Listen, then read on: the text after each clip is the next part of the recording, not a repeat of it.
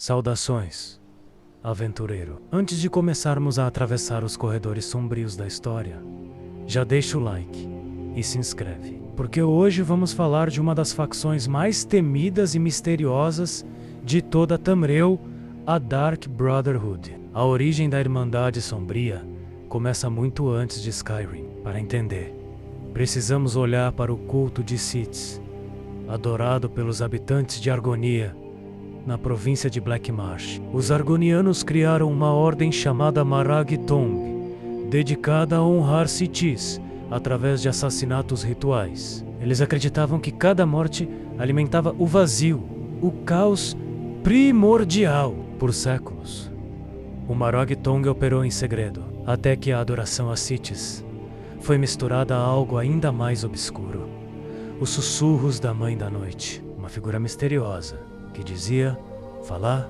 em nome do próprio vazio. A tradição conta que a Mãe da Noite teria sido uma mulher mortal, esposa de Sithis, que foi assassinada por seus próprios filhos. Após a morte, ela começou a falar com os vivos através de sonhos e visões, escolhendo assassinos como seus ouvintes. Esses seguidores formaram um grupo separado do Marag Tong, abandonando o caminho ritualístico e criando uma nova ordem, a Dark Brotherhood. Ao contrário do Marag Tong, que atuava principalmente em Morrowind e até possuía certa legalidade, a Dark Brotherhood se espalhou pelas províncias como uma rede clandestina de assassinos a serviço de quem pudesse pagar o preço. Sua filosofia era simples: qualquer um pode pedir a morte de alguém.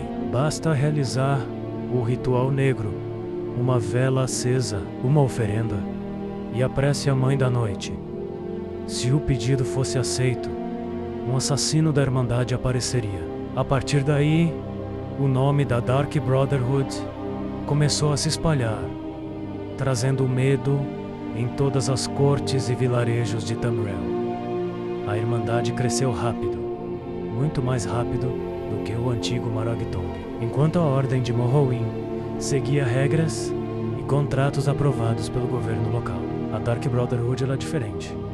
Eles matavam por dinheiro, poder e fé em Sithis. Cada santuário da Irmandade era escondido em cavernas, catacumbas ou casas comuns, onde os membros viviam como uma família sombria, liderados sempre por um ouvinte da Mãe da Noite. O ouvinte era aquele que conseguia ouvir a voz da Mãe da Noite e transmitir suas ordens aos demais. Ao lado dele existia o Guardião, responsável por proteger o corpo da Mãe da Noite, que repousava embalsamado em um caixão. A estrutura da organização era simples.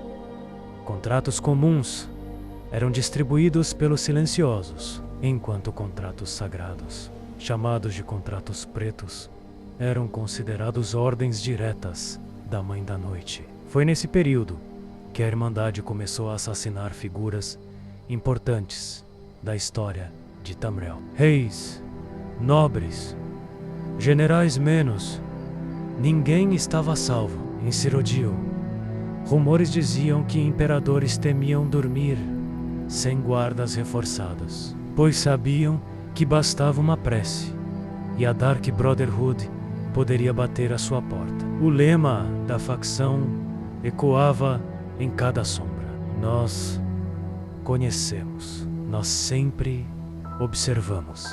A expansão parecia imparável, mas o auge logo traria a queda. A Dark Brotherhood atingiu tanto poder que acabou se tornando um alvo. Em Morrowind, o Marag Tong os via como hereges e rivais. Em outras províncias, reis e governadores começaram a caçá-los. Em Cyrodiil, durante a Quarta Era, a facção sofreu uma das maiores traições internas. Líderes corrompidos começaram a priorizar ouro e ambição acima da fé em Sithis. Isso enfraqueceu a ligação com a Mãe da Noite. Muitos rituais não eram mais ouvidos e a Ordem começou a perder credibilidade. Ainda assim, alguns feitos marcaram sua história, como o assassinato de Imperador Uriel VII, 7 séculos antes dos eventos de Skyrim. Esse crime abalou todo o Império e mostrou que a Irmandade não temia ninguém, nem mesmo os dragões da política imperial.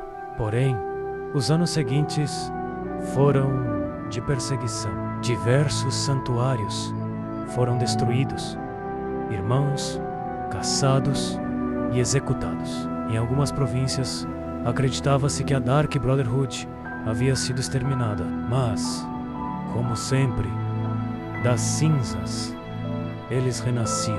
O ciclo da Irmandade era claro: crescer, ser caçada, cair e depois retornar, mais silenciosa e mais letal.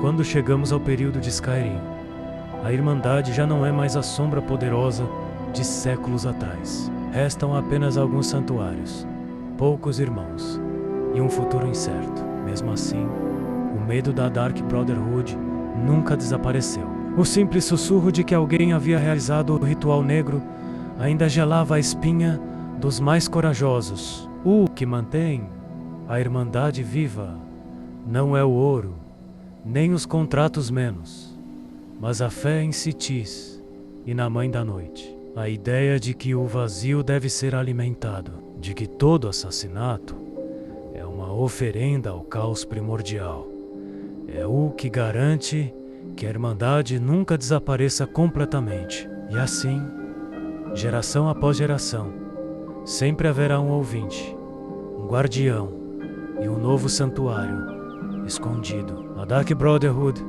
não é apenas uma guilda de assassinos. Ela é um lembrete sombrio de que, em Tamberhel, a morte pode ser comprada e que as sombras sempre estão observando. E você, aventureiro, faria o ritual negro se tivesse a chance? Se curtiu essa história, deixa o like e se inscreve, porque no próximo episódio vamos explorar outra facção lendária de Elder Scrolls. Até lá, lembre-se, why no?